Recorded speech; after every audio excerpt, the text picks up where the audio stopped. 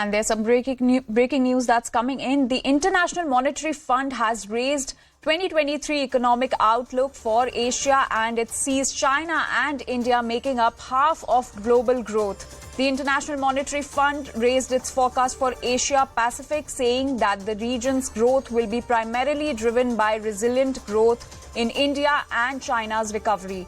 Now, this comes as the rest of the world braces for slower growth from tightened monetary policy and Russia's invasion of Ukraine. The two largest emerging market economies of the region are expected to contribute around half of global growth this year, with the rest of Asia and Pacific contributing an additional fifth. So this is what the IMF said. While it trimmed its forecast for India's full-year growth, the IMF still expects the economy, which is on the cusp of becoming the most populous country in the world, to expand by 5.9% in 2023. CNN News 18's Abhishek Jha is joining us. Abhishek, could you give us more details on the IMF seeing China and India making up half of the global growth? Of course, Lee, and we see that not only India and China, but other countries in Asia also, like Malaysia, Philippines and Laos, they are going to register a decent amount of growth with around 5%.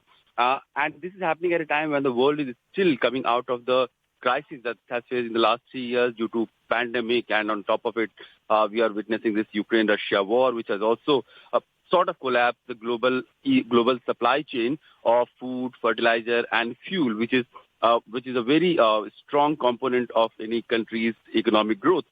And Europe is the most impacted one with the kind of crisis that it is witnessing and it is creating also. But India and China remains resilient despite having been through pandemic and getting affected by it in various sectors.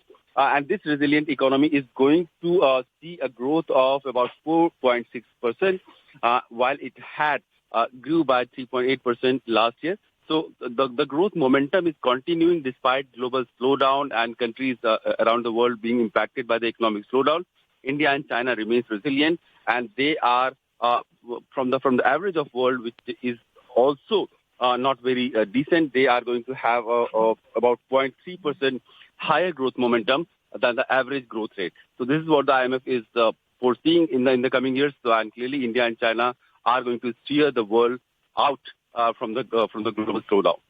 All right, Abhishek, thank you for that context and for those details. As of now, we're slipping into a very short break, but we'll be right back. Stay tuned.